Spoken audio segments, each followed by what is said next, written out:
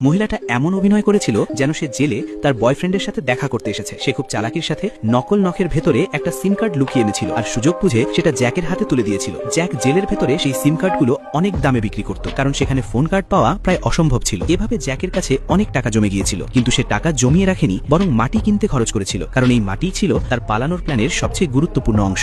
একদিন কাজের সময় জ্যাক ইচ্ছা করে একটা পাথর ঘাস কাটার মেশিনে ঢুকিয়ে দিয়েছিল। পাথরটা ছিটকে গিয়ে জেলের ডাক্তারের গাড়ির কাজ ভেঙে দেয়। ডাক্তার রেগে গেলে জ্যাকের সঙ্গে এগিয়ে এসে বলেছিল সে আগে মেকানিক ছিল, ফ্রিতে গাড়ি ঠিক করে দেবে। ডাক্তার রাজি হয়ে গিয়েছিল, কিন্তু বুঝতে পারেনি সে আসলে জ্যাকের লোক। গার্ডরা যখন তাকে নিয়ে যাচ্ছিল, সে অ্যাজমার ভান করে কাশতে কাশতে গার্ডের কাছে গিয়েছিল আর সুযোগ বুঝে মাটি দিয়ে চাবির ওপর চাপ দিয়ে তার ছাঁচ তৈরি করেছিল। পরে গাড়ি চেক করার সময় সে এমন একটা জায়গা খুঁজে নিয়েছিল যেখানে লুকানো যাবে। এদিকে জ্যাক বন্দীদের খাবারে নেশা ধরানো মাশরুমের গুঁড়া মিশিয়ে দিয়েছিল। খাবার পরিবেশন হতেই সে ইশারা করেছিল সব প্রস্তুত। অল্প সময়ে জেলে বিশৃঙ্খলা শুরু হয়ে যায়। বন্দীরা অদ্ভুত আচরণ করতে থাকে। পরিকল্পনা অনুযায়ী জ্যাক নিজের আঙুল কেটে অসুস্থতার ভান করেছিল, যাতে তাকে মেডিকেল রুমে নেওয়া হয়। অরাজকতায় ডাক্তার আর গার্ডরা বাইরে চলে গিয়েছিল। মেডিকেল রুমে তখন তারা দুজন একা ছিল। তারা হাতখড়া খুলে লিকুইড নাইট্রোজেন দিয়ে দরজার লক জমিয়ে ভেঙে ফেলে। তাদের কাছে সাবান দিয়ে বানানো একটা নকল চাবি ছিল মেইন গেট খোলার জন্য, কিন্তু সাবানটা খুব নরম ছিল, জোরে চাপ দিলে ভেঙে যেত। ঠিক তখনই পেছন থেকে এক গার্ডের আওয়াজ শোনা গেল। জ্যাক বুঝেছিল সময় নেই। সে নিজেই সামনে গিয়ে দাঁড়িয়েছিল যাতে তার সঙ্গী পালাতে পারে। তার এই ত্যাগের কারণে মাইক পালাতে সফল হয়েছিল।